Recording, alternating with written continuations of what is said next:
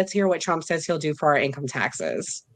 Getting rid of income taxes and replacing it with tariffs. Well, okay. Were you serious about that? Yeah, sure. But why not? Because ready? Our country was the richest relatively in the 1880s and 1890s. A president who was assassinated named McKinley. He was the tariff king. He spoke beautifully of tariffs. His language was really beautiful. We will not allow the enemy to come in and take our jobs and take our factories and take our workers and take our families unless they pay a big price. And the big price is tariffs. And he'd speak like that, but he was right. And then around in the early 1900s, they switched over stupidly to, frankly, an income tax.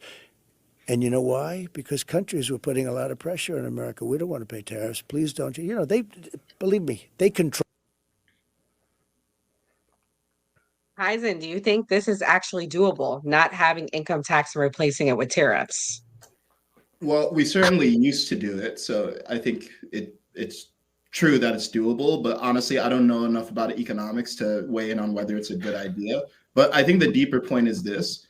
When I hear Trump talk about economic policy, it sounds like he actually has a strategy and has some principles around what he'll do that are not just campaign talking points.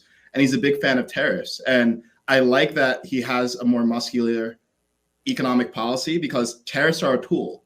And the context in which he was talking about tariffs anyway was basically using it to incentivize manufacturing to come back to America, which I think is awesome. And I think a large reason why people want to vote for Donald Trump is because he actually puts America first when it comes to trade deals, when it comes to imposing taxes on foreign goods rather than prioritizing domestic goods. So I don't know if he's going to remove the income tax. Frankly, I doubt that he's actually going to do it. But I'm glad that he's willing to wield tariffs to protect American industry because it doesn't feel like we've had a consistent champion of American industry for a long time.